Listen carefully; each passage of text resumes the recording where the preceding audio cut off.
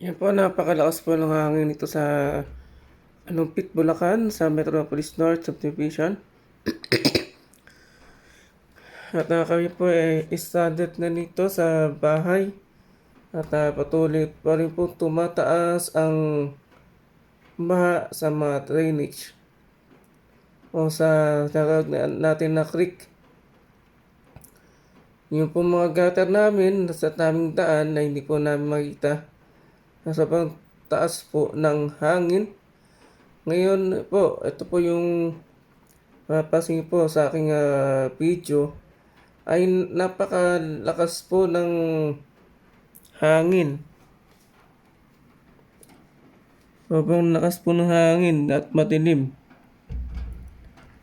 Saan po makikita nyo po ay ang lakas po ng hangin at sobrang dilim ng kalangitan. At sana po tayo po manatili sa ating tahanan at higit sa lahat po tayo po manalangin, magdasal at tayo iligtas sa lahat ng mga sakuna.